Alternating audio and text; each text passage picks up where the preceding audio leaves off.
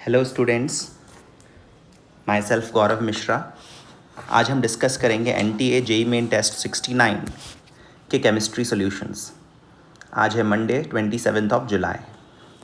चलिए देखते हैं टेस्ट पेपर कैसा था।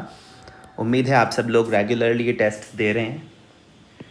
जो भी ये वीडियो देखें वो रेगुलरली टेस्ट ज़रूर दें और अपने फ्रेंड्स को, अपने साथी स्टूडेंट्स को भी एनकरेज करें कि वो NTA के JEE मेन टेस्ट रेगुलरली दें ताकि वो अपनी परफॉर्मेंस असेस कर सकें और जिन पॉइंट्स पर वर्क करने की ज़रूरत है उन पार्ट्स पर मेहनत कर सकें। चलिए शुरुआत करते हैं। पहला क्वेश्चन जो हमारे सामने है, benzene can not be iodinated with I2 directly, however in the presence of oxidant such as HNO3 iodination is possible. The electrophiles formed in the case is. तो इलेक्ट्रोफाइल तो ऑब्वियसली I+ बनेगा। हालांकि जिस तरह से हम क्लोरीनेशन करते हैं एक ल्यूइस एसिड की प्रेजेंस में बेंजीन का, या ब्रोमीनेशन करते हैं, उस तरह से आयोडीनेशन नहीं हो पाता है।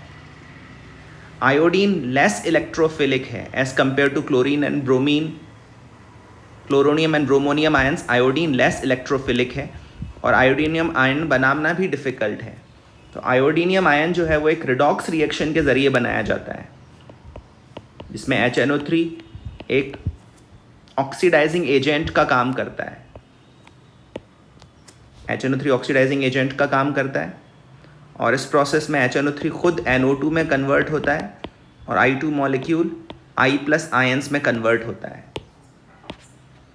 ये I+ आयन ही हमारा इलेक्ट्रोफाइल है। ठीक है, इस प्रोसेस में H2O भी फॉर्म होता है।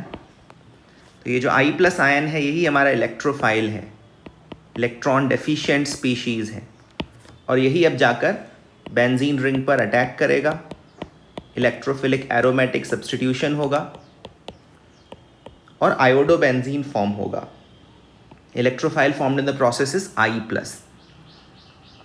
सेकेंड क्वेश्चन, इस क्वेश्चन में आपको एक मिक्सचर दिया हुआ है कैल्शियम क्लोराइड और सोडियम क्लोराइड का, जिसका टोटल मास 10 ग्राम है। इसको Na2CO3 से रिएक्शन करवाया जिससे कि कैल्शियम कार्बोनेट प्रेसिपिटेट हुआ। ठीक है, और ये जो कैल्शियम कार्बोनेट है इसको हीट करके कैल्शियम ऑक्साइड में बदल लिया गया। Final mass of calcium oxide जो मिला है वो 1.62 ग्राम मिला है। आपको CaCl2 का परसेंटेज ऑफ मास बताना है ओरिजिनल मिक्सचर में, ओरिजिनल सैंपल में। तो इसमें जो इन्वॉल्व रिएक्शंस है वो सब लिखने के बजाय आप इतना समझ लीजिए कि जो कैल्शियम क्लोराइड में प्रेजेंट कैल्शियम था, कैल्शियम क्लोराइड में प्रेजेंट जो कैल्शियम था उतना का उतना कैल्शियम फिर CaCO3 में चला गया है। Principle of atom conservation apply करेंगे और इतना का इतना कैल्शियम बाद में कैल्शियम ऑक्साइड में चला गया। तो वो कैल्शियम वो कनेक्टिंग लिंक है जिसके ज़रिए हम CaO के अमाउंट से CaCl2 के अमाउंट तक पहुंच सकते हैं। तो पहले फाइंड करते हैं मोल्स ऑफ CaO जो कि 1.62 ग्राम अपॉन इसका मोलर मास 56 ग्राम पर मोल हो जाएंगे। और जितने मोल्स ऑफ CaO हैं उतने ही मोल्स ऑफ कैल्शियम एटम्स हैं और मोल्स ऑफ कैल्शियम एटम्स जितने हैं उतने ही मोल्स ऑफ कैल्शियम क्लोराइड हैं। ये बात आप समझ लीजिए। तो यहाँ से मोल्स मिल रहे हैं 1.62 अपॉन 56। इतने ही कैल्शियम क्लोराइड के मोल्स हैं। इसको अब हम मास में कन्वर्ट कर सकते हैं।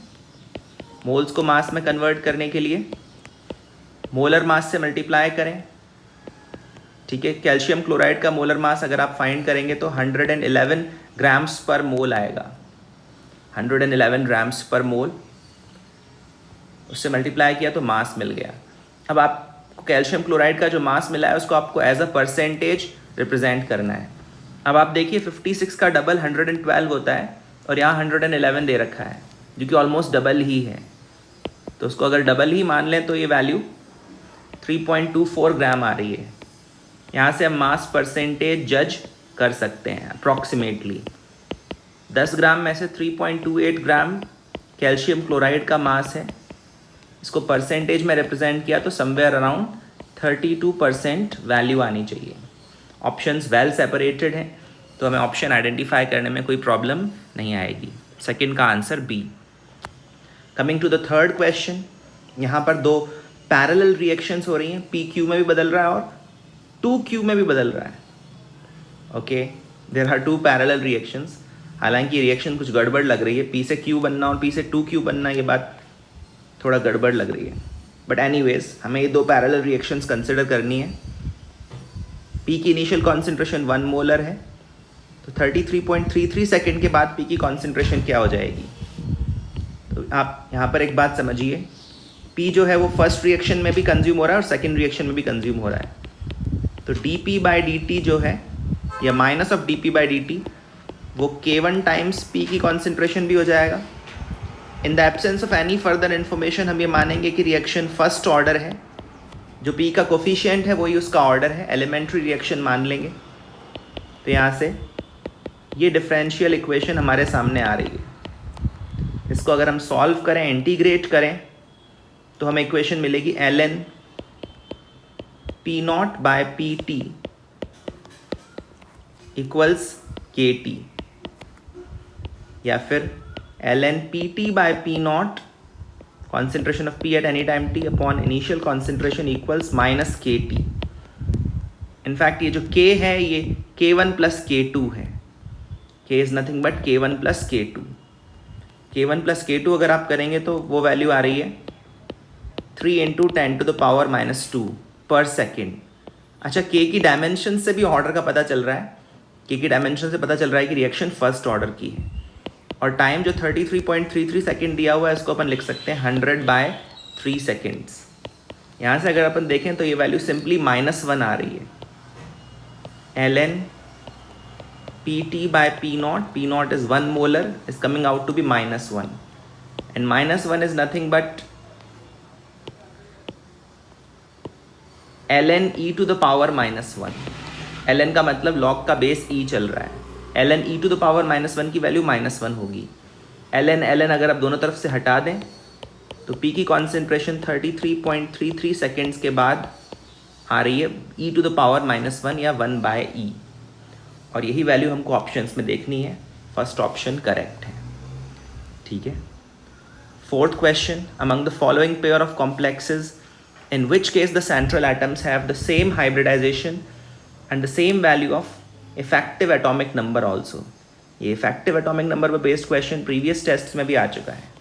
central atom का hybridization same होना होगा और effective atomic number भी। central atom के लिए effective atomic number क्या होता है? atomic number of central atom minus the oxidation state of the central atom plus 2 times the coordination number, 2 times the number of coordinate bonds formed। इसको बोलते हैं effective atomic number. Hybridisation भी same होना चाहिए, सम लिखा है बट ये same होना चाहिए। ठीक है। तो अगर आप ए ऑप्शन में देखेंगे तो एक केस में निकल का ऑक्सीडेशन स्टेट 0 है और एक केस में निकल का ऑक्सीडेशन स्टेट +2 है।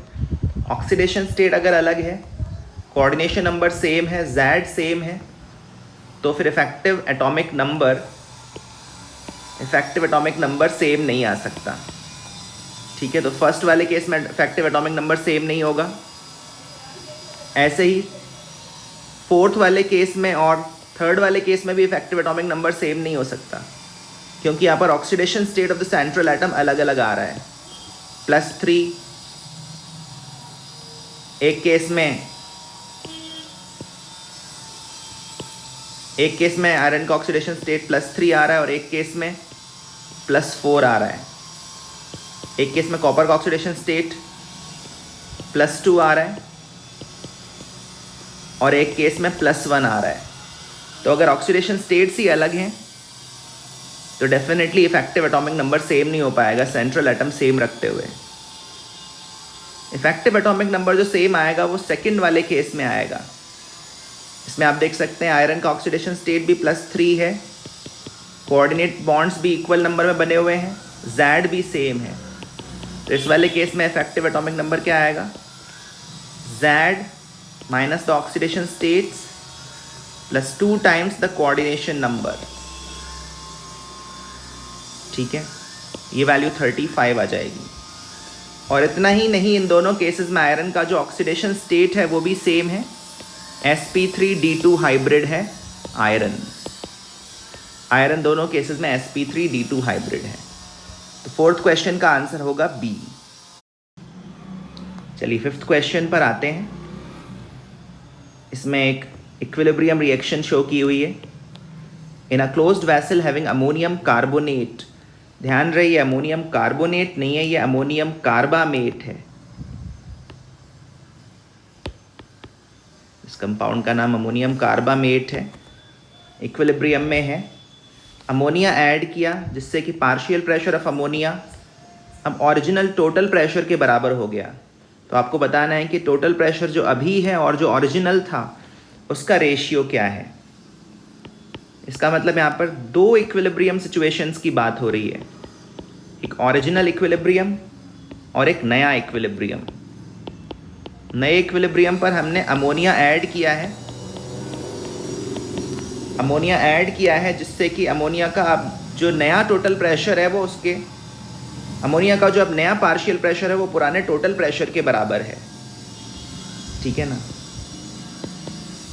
तो ओरिजिनल इक्विलिब्रियम जो था, ओरिजिनल इक्विलिब्रियम पर मान लो कि अमोनिया का प्रेशर 2x था और CO2 का x। तो यहाँ से हमें Kp की वैल्यू मिल रही है 2x का square into x which is 4x cube, ठीक है ना। NH2CO NH4 तो सॉलिड है, उसको तो लेंगे नहीं। अब जो न्यू इक्विलिब्रियम आया है उसमें अमोनिया इस तरह से ऐड कर दिया कि उसका अकेले का प्रेशर अब पुराने टोटल प्रेशर के बराबर है। मतलब सिर्फ अमोनिया का प्रेशर 3x है, CO2 का प्रेशर क्या है वो हमें फाइंड करना है।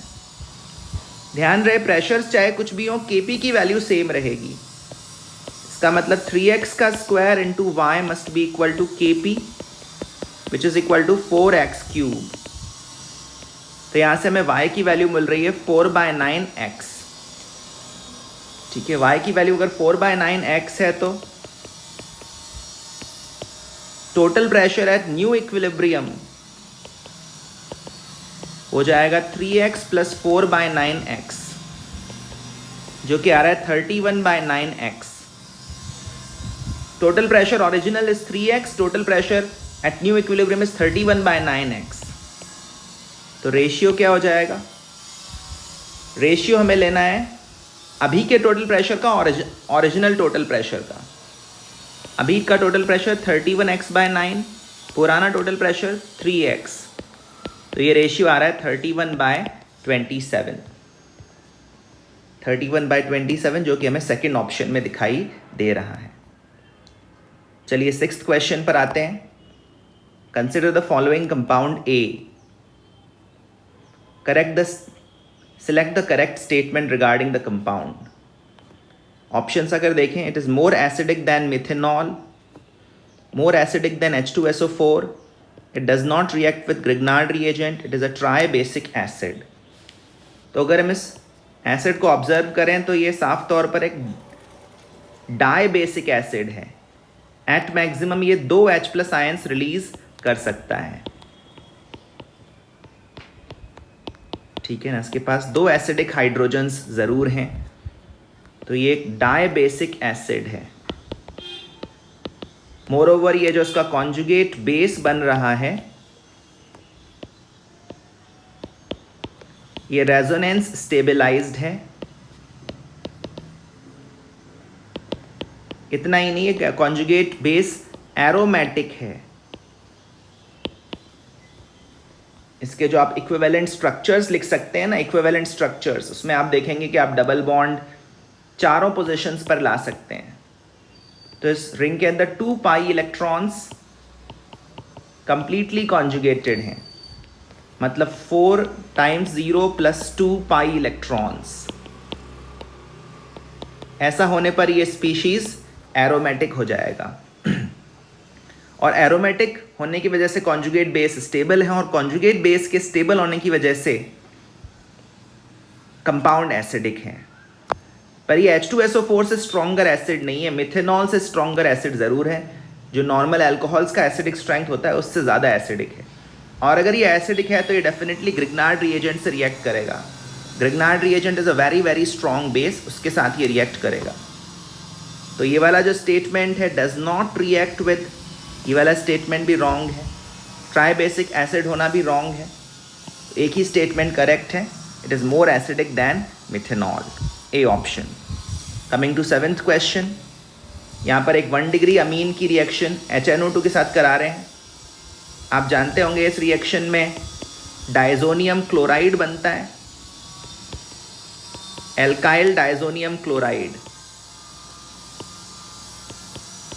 पर जो एल्काइल डाइजोनियम क्लोराइड है वो अनस्टेबल होता है, उसमें से नाइट्रोजन गैस रिलीज हो जाती है और कार्बोकेटायन बन जाता है। ध्यान रहे ये 6 मेंबर्ड रिंग के बाहर बन रहा है कार्बोकेटायन, इसलिए रिंग एक्सपेंशन तो नहीं होगा, लेकिन रीअरेंजमेंट ज़रूर होगा कार्बोकेटायन का, क्योंकि जो कार्बोकेटायन यहाँ बन रहा है वो 1 डिग्री कार्बोकेटायन है। और हाइड्राइड शिफ्टिंग के ज़रिए जब इसका रीअरेंजमेंट होगा तो एक 3 डिग्री कार्बोकेटायन बन जाएगा। और इस 3 डिग्री कार्बोकेटायन की फिर हाइड्रोलिसिस होगी वाटर की मदद से, मतलब वाटर इसमें as a nucleophile electron pair donate करेगा। बाद में H+ आयन का रिमूवल होगा और हमें एक 3 डिग्री एल्कोहल मिल जाएगा, जो कि हमें फर्स्ट ऑप्शन में दिखाई दे रहा है। ठीक है, कमिंग टू 8th क्वेश्चन, यहाँ पर मॉलिक्यूल्स के आयंस के शेप्स जज करने हैं। एक केस में XeO6 4- ऑक्टाहेड्रल बताया गया है, दूसरे केस में XeF6 डिसऑर्डर्ड बताया गया है, डिसऑर्डर्ड ऑक्टाहेड्रल। ऐसा क्यों है, इसकी रीजनिंग हमें देनी है। तो जहाँ तक XeO6 होल 4- का सवाल है, इसमें ज़ेनॉन ऑक्सीजन के बीच में 2 डबल बॉन्ड्स हैं और 4 सिंगल बॉन्ड्स हैं ल्यूइस स्ट्रक्चर में। एक्चुअली तो इस स्पीशीज में रेजोनेंस होगा, बट ल्यूइस स्ट्रक्चर में आपको 4 सिंगल बॉन्ड्स और 2 डबल बॉन्ड्स दिखाई देंगे। ज़ेनॉन पर कोई लोन पेयर नहीं आएगा। इस केस में इसका शेप परफेक्ट ऑक्टाहेड्रल बनेगा और एडजेसेंट बॉन्ड्स के बीच का एंगल एग्जैक्टली 90 डिग्री होगा। लेकिन XeF6 में क्या है, ज़ेनॉन पर एक लोन पेयर भी प्रेजेंट है। ज़ेनॉन के पास 8 वैलेंस इलेक्ट्रॉन्स होते हैं, तो फ्लोरीन एटम्स के साथ 6 सिंगल बॉन्ड्स बनाने के बाद भी ज़ेनॉन के पास एक लोन पेयर ऑफ इलेक्ट्रॉन्स बच जाता है।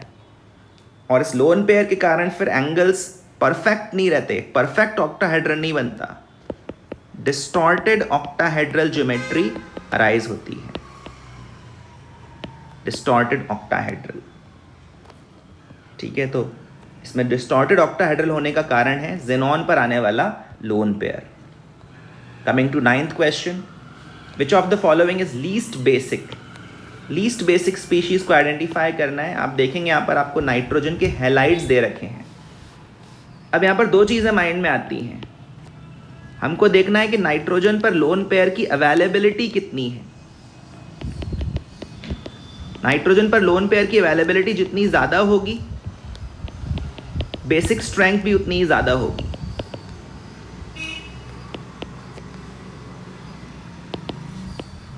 जैसे अगर अपन NF3 और NCl3 को कंपेयर करें तो 2 चीज़ें हमारे माइंड में आती हैं। एक बात तो यह है कि फ्लोरीन ज़्यादा इलेक्ट्रोनेगेटिव है, ज़्यादा इलेक्ट्रोनेगेटिव है तो इंडक्टिव इफेक्ट के थ्रू इलेक्ट्रॉन विड्रॉ करेगा, और जब फ्लोरीन इलेक्ट्रॉन विड्रॉ करेगा तो नाइट्रोजन पर जो इलेक्ट्रॉन डेंसिटी है वो कम हो जाएगी। नाइट्रोजन पर पार्शियल पॉजिटिव चार्ज बढ़ेगा और इलेक्ट्रॉन डेंसिटी अगर कम होगी तो वो इस कंपाउंड को लेस बेसिक बनाएगा। दूसरी बात जो हमारे माइंड में आती है वो ये है कि क्लोरीन के पास एम्प्टी डी ऑर्बिटल्स भी हैं, तो ऐसा भी हो सकता है कि नाइट्रोजन का ये जो लोन पेयर है ये क्लोरीन के एम्प्टी डी ऑर्बिटल में इलेक्ट्रॉन डोनेट कर दे। इसको अपन बैक बॉन्डिंग भी कहते हैं। अगर ऐसा हो गया तो फिर नाइट्रोजन पर लोन पेयर की अवेलेबिलिटी कम हो जाएगी और बेसिक स्ट्रेंथ कम हो जाएगी। हालांकि फ्लोरीन जितना स्ट्रांगली इलेक्ट्रॉन विड्रॉ कर रहा है क्लोरीन से, नाइट्रोजन से उतना स्ट्रांगली क्लोरीन नहीं कर पाएगा, क्योंकि इन दोनों के इलेक्ट्रोनेगेटिविटी में ज़्यादा डिफरेंस नहीं है। नाइट्रोजन और क्लोरीन की इलेक्ट्रोनेगेटिविटी ऑलमोस्ट सेम ही है। तो यहाँ अगर इस तरह की बैक बॉन्डिंग आएगी तभी इस कंपाउंड की बेसिक स्ट्रेंथ कम हो पाएगी। पर ये जो बैक बॉन्डिंग आएगी इसमें 2p और 3d की ओवरलैपिंग होनी पड़ेगी, या ये बोलें कि sp3 हाइब्रिड ऑर्बिटल और 3d की ओवरलैपिंग होनी पड़ेगी, जो कि पुअर ओवरलैपिंग होगी। और पुअर ओवरलैपिंग होने के कारण यहाँ पर बैक बॉन्डिंग नेग्लिजिबल है।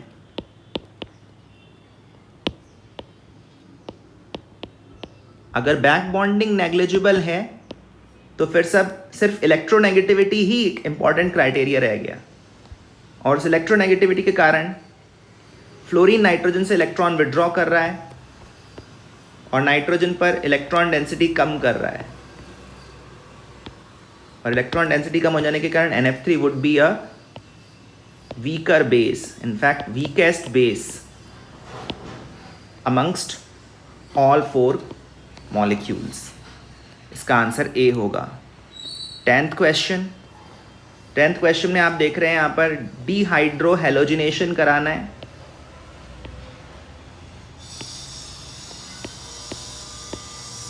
पर डिहाइड्रो हेलोजिनेशन इस तरह से कराएं कि एक मोर स्टेबल प्रोडक्ट बने। अगर हम डबल बॉन्ड बेंजीन रिंग के बाहर वाले कार्बन पर ला सकें तो फिर एक कॉन्जुगेशन इस्टेब्लिश होती है।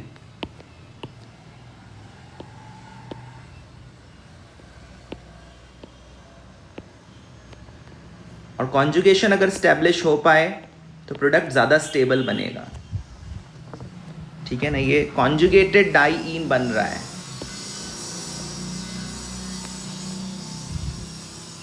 एक्सटेंडेड कॉन्जुगेशन आ रहा है इस प्रोडक्ट में, और एक्सटेंडेड कॉन्जुगेशन वाली सिचुएशन आपको कौन से ऑप्शन में दिखाई दे रही है? सेकेंड ऑप्शन में। ये जो प्रोडक्ट मैंने बनाया है ये बी ऑप्शन में आपको दिखाई दे रहा है। B is the answer. Coming to 11th question. इस क्वेश्चन को आपको ऑप्शंस देखकर जज करना पड़ेगा। ये जो कंपाउंड ए है इसके लिए 3 चॉइसेस दिख रही हैं, PCl5, SOCl2 एंड PCl3। और ए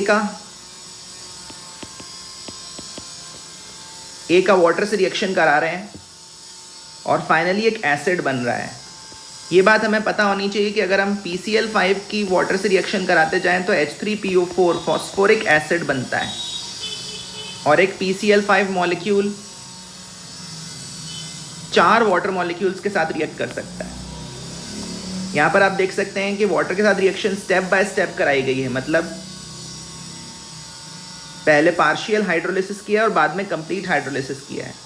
कंप्लीट हाइड्रोलिसिस के बाद H3PO4 बनना चाहिए। PCl5 से H3PO4 की फॉर्मेशन, ये कॉम्बिनेशन सही होना चाहिए। B option is correct. 12th question. RS configuration assign करते समय कौन से ग्रुप को हाईएस्ट प्रायोरिटी देते हैं? तो हाईएस्ट प्रायोरिटी यहाँ पर हाईएस्ट एटॉमिक नंबर के आधार पर मिलती है। Highest atomic number of the first attached atom. जो सबसे पहला एटम जुड़ा हुआ है कार्बन से, कायरल कार्बन से, उसका एटॉमिक नंबर देखते हैं। तो यहाँ पर वो एटम सल्फर है, कार्बन है, कार्बन है, कार्बन है। सबसे ज़्यादा एटॉमिक नंबर सल्फर का है, तो हाईएस्ट प्रायोरिटी SO3H की हो जाएगी RS कॉन्फ़िगरेशन असाइन करते समय। 13th क्वेश्चन पर आते हैं। 13th क्वेश्चन अगर आप पढ़ें तो ये एक बफर सोल्यूशन का क्वेश्चन है। यहाँ पर एसिड है H2CO3 और बेस है HCO3-। HCO3- का कितना वॉल्यूम लिया जाए और मिक्स किया जाए? 10 मिलीलीटर सैंपल ऑफ ब्लड के साथ जिसमें 2 मोलर H2CO3 प्रेजेंट है, जिससे कि हमारा pH, ब्लड का pH 7.4 रह सके। K ऑफ H2CO3 दे रखा है 4 × 10⁻⁻7। इस 4 × 10⁻⁻7 का अगर आप pKa फाइंड करोगे तो वो 6.4 आएगा। फिर हम अप्लाई करेंगे Henderson Hasselbalch equation, pH = pKa plus log concentration of base upon concentration of acid. देखिए हमें क्या क्या दे रखा है। pH दे रखा है 7.4, pKa आया है 6.4 और लॉग के अंदर हम सिंपली मोल्स में भी वर्क कर सकते हैं। मोल्स ऑफ HCO3 माइनस हमें फाइंड करने हैं। मोल्स ऑफ H2CO3 हम फाइंड कर सकते हैं 2 मोलर को 10 मिलीलीटर से मल्टीप्लाई करके, वो आ रहे हैं 20 मिली मोल्स। अब अगर इस इक्वेशन को आप एडजस्ट करें, इसको इधर लाएं तो 7.4 माइनस 6.4 1 हो जाता है। 1 का मतलब log 10, लेफ्ट में है log 10, राइट में है log HCO3 माइनस अपॉन 20 मिली मोल्स। यहाँ से अगर हम आगे बढ़ें, log को हटाएं तो मोल्स ऑफ बाइकार्बोनेट आयन हमें मिल रहे हैं 200 मिली मोल्स, और मोल्स होता है molarity multiplied by volume. Molarity है 5 मोलर। 5 मोलर के साथ कितने मिलीलीटर सोल्यूशन लिया जाए कि 200 मिली मोल HCO3 माइनस मिल पाए। यहाँ से आपको x की वैल्यू मिलेगी 40, मतलब सोडियम बाइकार्बोनेट का सोल्यूशन हमें लेना होगा 40 मिलीलीटर्स। 13th का answer A। 14th question, a metal upon combustion in excess of air forms X। Metal की बात हो रही है, एक्सेस एयर है। X की अगर हम हाइड्रोलिसिस करें वाटर के साथ तो H2O2 मिलता है, परऑक्साइड मिलता है और ऑक्सीजन मिलता है, अलॉन्ग विद अनदर प्रोडक्ट, एक और प्रोडक्ट भी मिलता है। तो मेटल हमें आइडेंटिफाई करना है क्या है। अगर आप देखें तो जो प्रोडक्ट हैं वो डिस्प्रपोर्शनेशन रिएक्शन के प्रोडक्ट्स दिख रहे हैं, ठीक है। मतलब ऑक्सीजन -1 स्टेट में भी बनाना है और 0 स्टेट में भी बनाना है।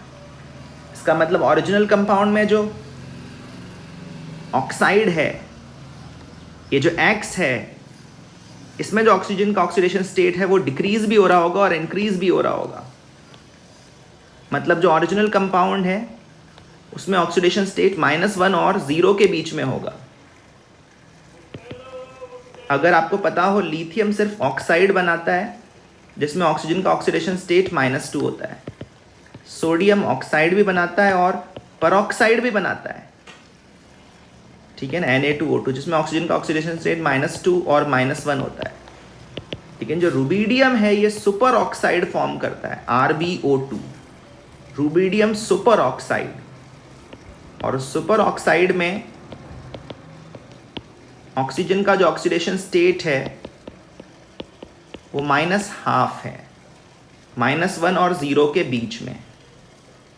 तो ये डिक्रीज भी होगा और इंक्रीज भी होगा, डिस्प्रपोर्शनेशन होगा। मैग्नीशियम सिर्फ ऑक्साइड बनाता है, MgO। तो इस क्वेश्चन का करेक्ट ऑप्शन होगा RbO2। RbO2 कि जब वाटर के साथ हाइड्रोलिसिस करवाई गई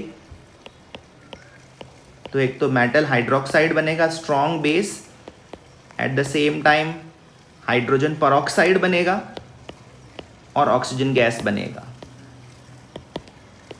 ये रिएक्शन आप लोग बैलेंस करें अपने लेवल पर, बट प्रोडक्ट सही बनेंगे और ये एक डिस्प्रपोर्शनेशन रिएक्शन होगी। Coming to 15th question. 15th question में एक्चुअली एक टाइपिंग मिस्टेक है। इस तरह का क्वेश्चन अगर रियल एग्जाम में आएगा तो वो बोनस जाएगा। 3.2 वोल्ट्स की जगह 32 वोल्ट्स होगा। एक इलेक्ट्रॉन प्रैक्टिकली शुरू में रेस्ट पर है, उसके बाद उसको एक्सेलरेट किया गया 100 वोल्ट के अक्रॉस। उसका डी ब्रॉय वेवलेंथ λ1 एंगस्ट्रॉम था। फिर इसको रिटॉर्ट किया गया, मतलब पोटेंशियल डिफरेंस कम किया गया, 100 वोल्ट से 19 वोल्ट कम किया गया तो डी ब्रॉय वेवलेंथ λ2 हो गया। फिर 32 वोल्ट्स और कम किया गया तो डी ब्रॉय वेवलेंथ λ3 हो गया। तो आपको λ3 माइनस λ2 अपॉन λ1 इसकी वैल्यू बतानी है। हमको पता होना चाहिए कि जो डी ब्रॉगली वेवलेंथ है for an electron which is at rest वो अंडर रूट ऑफ वोल्टेज के इन्वर्सली प्रोपोर्शनल होती है। वैसे तो फॉर्मूला होता है lambda is equal to h upon under root 2m eV electron के लिए, ठीक है। लेकिन यहाँ पर बाकी चीज़ें कांस्टेंट है तो हमारा कंसर्न सिर्फ ये वोल्टेज है। तो λ1 जो हो जाएगा वो हो जाएगा some constant upon 100 volts which is C/10। λ2 हो जाएगा सम कांस्टेंट अपॉन देखो 100 वोल्ट से फिर 19 वोल्ट कम किया गया है, मतलब 81 वोल्ट ही अप्लाई किया गया है। तो λ2 हो जाएगा C/9। फिर 32 वोल्ट और कम किया गया था, 81 में से 32 और सब्ट्रैक्ट करें तो आपको 49 मिलेगा। तो λ3 C/7 है। आपको ये λ3 माइनस λ2/λ1 फाइंड करना है, मतलब C/7 minus C/9 upon C/10। इसको अगर आप सॉल्व करेंगे तो 9 माइनस 7 अपॉन 7 इंटू 9 और ये 10 ऊपर पहुंच जाएगा, तो ये 20/63 आएगा। ये रेशियो आएगा 20/63 which we can see in option C. तो इसमें थोड़ा गलती थी क्वेश्चन में। 16th क्वेश्चन, किस केस में CO2 लिबरेट नहीं होगी? CO2 गैस किस केस में रिलीज नहीं होगी? हीट करने पर। हीट कर रहे हैं हर केस में, तो आपको ये पता होना चाहिए कि जो बीटा कीटो एसिड्स होते हैं उनको हीट करने पर कार्बन डाइऑक्साइड का लॉस होता है। यहाँ पर कार्बन डाइऑक्साइड का लॉस होगा और एसीटोन मिल जाएगा। सिमिलरली ये जो कंपाउंड सेकंड नंबर पर दिया हुआ है ये भी एक बीटा कीटो एसिड है और इसको हीट करने पर भी कार्बन डाइऑक्साइड का लॉस होगा और सिंपली ये कंपाउंड हमको मिल जाएगा। ऐसे ही NaHCO3 के साथ एसिड की रिएक्शन कराओगे तो सॉल्ट बनेगा, वाटर बनेगा, at the same time carbon dioxide gas भी रिलीज होगी। लेकिन ये जो फोर्थ वाला कंपाउंड है ये सक्सीनिक एसिड है और सक्सीनिक एसिड को जब आप हीट करते हैं तो वाटर का लॉस होता है, एनहाइड्राइड फॉर्म होता है, सक्सीनिक एनहाइड्राइड। ये एनहाइड्राइड फॉर्मेशन की रिएक्शन है, कार्बोक्सिलिक एसिड का डेरिवेटिव। ठीक है, तो इसका आंसर है D. 17th question, the helical structure of protein is stabilised by. Protein का जो हेलिकल स्ट्रक्चर होता है उसको स्टेबिलिटी किससे मिलती है? तो ध्यान रहे प्रोटीन्स बनते तो हैं पेप्टाइड बॉन्ड से, लेकिन उनका जो हेलिकल स्ट्रक्चर है उसको स्टेबलाइज करने के लिए रिस्पॉन्सिबल हैं हाइड्रोजन बॉन्ड्स। तो आप जानते हैं पेप्टाइड लिंकेज में इस तरह के ग्रुप्स प्रेजेंट रहेंगे, ठीक है ना। अब इस तरह के ग्रुप्स जो प्रेजेंट रहते हैं उनमें नाइट्रोजन पर हाइड्रोजन प्रेजेंट है, प्रोटिक हाइड्रोजन। तो इस हाइड्रोजन के बीच में और ऑल्टरनेटिवली आने वाले कार्बोनिल ग्रुप के बीच में, मतलब इस थर्ड नंबर पे जो कार्बोनिल ग्रुप आएगा, एक छोड़कर जो कार्बोनिल ग्रुप आएगा उसके ऑक्सीजन के बीच में और इस हाइड्रोजन के बीच में हाइड्रोजन बॉन्डिंग स्टैब्लिश होती है, वो प्रोटीन की हेलिकल स्ट्रक्चर की स्टेबिलिटी के लिए रिस्पॉन्सिबल है। आंसर हो जाएगा बी। 18th क्वेश्चन फिर से ऑर्गेनिक केमिस्ट्री पर बेस्ड है। P2O5 एक डिहाइड्रेटिंग एजेंट है, डिहाइड्रेटिंग एजेंट, और इसके चलते पहले साइनाइड फॉर्म हो जाएगा, तो ए है साइनाइड।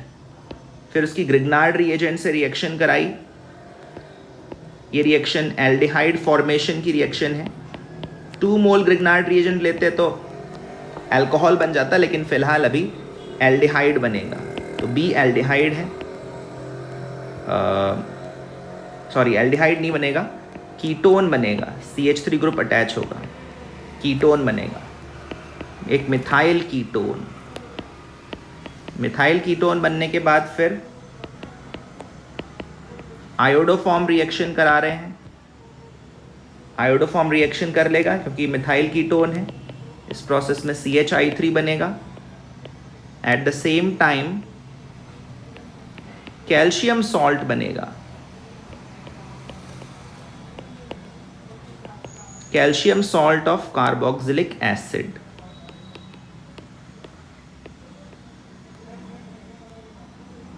तो ये जो calcium salt of carboxylic acid बना है इसको फिर हम हाइड्रोलाइज कर रहे हैं, वाटर से रिएक्शन करा रहे हैं या एसिडिक मीडियम में प्रोटोनेट कर रहे हैं। ऐसा करने पर यहाँ पर कार्बोक्सिलिक एसिड बन जाएगा और CaOH होल ट्वाइस अलग हो जाएगा। तो जो फाइनल प्रोडक्ट सी पूछा गया है ऑर्गेनिक प्रोडक्ट, वो ये कार्बोक्सिलिक एसिड है, जो कि हम सेकंड ऑप्शन में देख सकते हैं। ठीक है ना। अगर यहाँ पर हम हीटिंग भी करते ना इस कंपाउंड की अगर हम हीटिंग करते तो ये थर्ड वाला कंपाउंड बन जाता, हीटिंग नहीं करी इसलिए सेकेंड वाला कंपाउंड बनेगा। 19th question, the reaction which is not involved in the ozone layer depletion mechanism in the stratosphere is। तो ओजोन के डिप्लीशन में कौन सी रिएक्शन इन्वॉल्व नहीं है? एक्चुअली क्लोरोफ्लोरोकार्बन्स जो होते हैं वो ओजोन लेयर के डिप्लीशन के लिए रिस्पॉन्सिबल होते हैं, और उस डिप्लीशन मैकेनिज्म में ये डी, ए और बी प्रोसेस के स्टेप्स इन्वॉल्व रहते हैं, लेकिन सी वाली प्रोसेस ओजोन लेयर डिप्लीशन में काम नहीं आती है। There is no methane in stratosphere. Stratosphere में कोई मीथेन गैस प्रेजेंट नहीं है, तो थर्ड वाली रिएक्शन ओजोन लेयर डिप्लीशन में इन्वॉल्व नहीं है। Coming to the 20th question, NBS is N bromosuccinimide, और ये फ्री रेडिकल मैकेनिज्म वाली रिएक्शन है। फ्री रेडिकल मैकेनिज्म, इसमें एलाइलिक ब्रोमिनेशन होता है। एलाइलिक पोजीशन पर डबल बॉन्ड के पास वाले कार्बन पर ब्रोमिनेशन होता है। तो एलाइलिक पोजीशंस तो यहाँ पर कई दिख रही हैं। फ्री रेडिकल ये भी बनेगा, फ्री रेडिकल यहाँ भी बनेगा, फिर ये रेजोनेंस स्टेबलाइज्ड भी होंगे, इनके रेजोनेंस स्ट्रक्चर्स भी बनेंगे। लेकिन आपको सर्च करना है सबसे स्टेबल फ्री रेडिकल। यहाँ जो मैंने मल्टीपल फ्री रेडिकल्स बताया उनमें सबसे स्टेबल फ्री रेडिकल ये है 3 डिग्री फ्री रेडिकल, और इस 3 डिग्री फ्री रेडिकल का फिर ब्रोमिनेशन होगा, तो हमको एक 3 डिग्री ब्रोमाइड मिलेगा, जो कि दिखाई दे रहा है 4th ऑप्शन में। 4th option is correct. 21st question पर आते हैं। एक रिएक्शन के लिए कॉन्सेंट्रेशंस दे रखी हैं रिएक्टेंट्स और प्रोडक्ट्स की इक्विलिब्रियम पर। डेल्टा जी नॉट वैल्यू पूछी है, delta G naught -x kilo joule पर मोल है, तो x क्या है ये हमको बताना है, rounding off to the nearest integer. तो यहाँ पर फॉर्मूला अप्लाई होगा, delta G naught is equal to -2.303 RT log K। थोड़ा सिंप्लीफाइड नंबर्स ले लें क्योंकि वैसे भी होल नंबर में राउंड ऑफ करना है। R को 25/3 ले लेते हैं। Temperature 300 kelvin. लॉग में क्या क्या चीज़ें आएंगी, B की कॉन्सेंट्रेशन ऊपर आएगी, C की कॉन्सेंट्रेशन 0.05 वो भी न्यूमरेटर में, और A की कॉन्सेंट्रेशन 10⁻³ डिनोमिनेटर में। ठीक है, उसके बाद आप 1000 से डिवाइड भी कर दीजिए जिससे कि ये नंबर्स किलो जूल्स में आ जाएं। लॉग में देखिए क्या क्वांटिटी आ रही है। लॉग में अगर आप देखें तो 7.5 आ रहा है। 7.5 को आप लिख सकते हैं 15/2, ठीक है ना, और फिर इसको मैनिपुलेट करके लिख सकते हैं log 5 + log 3 - log 2, इस तरह से लिख सकते हैं। ये एक कैलकुलेशन है जो हमको परफॉर्म करनी पड़ेगी। log 5.70 है रफली, log 3.48 है, log 2.30 है। इन सबको अगर आप एडजस्ट करें तो ये 0.88 आ रहा है किलो जूल्स में। ये जो फ्रंट वाला नंबर है इसी को यहाँ पर x कहा गया है, और अगर इसकी वैल्यू अपन फाइंड करें 2.3 × 2.5 × 0.88 तो ये 5.06 आ रही है किलो जूल्स में। इसका मतलब नियरेस्ट इंटीजर में x की वैल्यू है 5। नेक्स्ट क्वेश्चन, इनमें से कौन कौन से एसिड में SS बॉन्ड प्रेजेंट है? तो इसके लिए तो अपन को स्ट्रक्चर बनाकर देखना पड़ेगा। H2SO3, इसके अंदर sulphur sulphur double bond present है, तो इसमें SS लिंकेज तो हो गया। जहाँ तक H2S2O6 का सवाल है,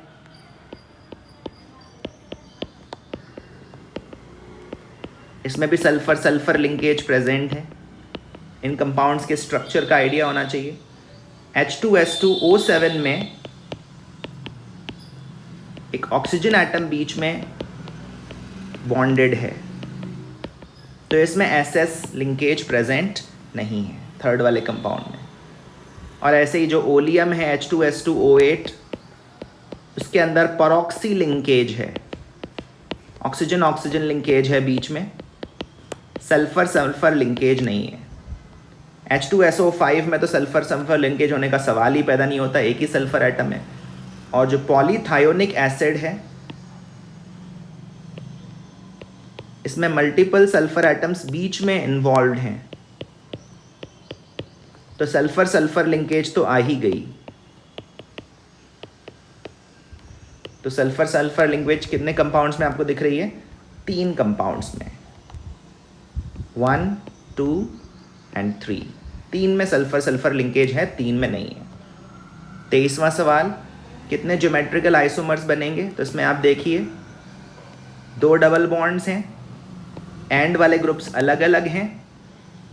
इसका मतलब यहाँ पर 4 कॉम्बिनेशंस बन सकते हैं, cis cis, trans trans, cis trans, trans cis, ठीक है ना। और इनमें से कोई भी 2 आइडेंटिकल भी नहीं होंगे। 23rd का answer 4। 24th question solid state chapter पर बेस्ड है। कैल्शियम, टाइटेनियम और ऑक्सीजन 3 एलिमेंट्स हैं।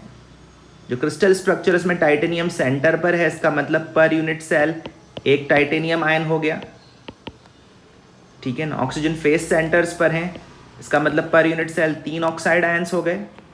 और कैल्शियम आयंस कॉर्नर पर हैं, कॉर्नर का भी इफेक्टिव कॉन्ट्रीब्यूशन 1 होता है, तो 1 कैल्शियम आयन कॉर्नर पर हो गया। यहाँ से अगर अपन चार्ज बैलेंस करें, क्योंकि एक यूनिट सेल में नेट चार्ज 0 होना चाहिए, इसका मतलब x times 3 times -2 + 2 should be equal to 0। यहाँ से x की वैल्यू आएगी 4। तो टाइटेनियम का ऑक्सीडेशन स्टेट है 4। कंपाउंड का फॉर्मूला बन रहा है कैल्शियम TiO3, पेरोवोक्साइट मिनरल, राइट। तो इस क्वेश्चन का आंसर है 4।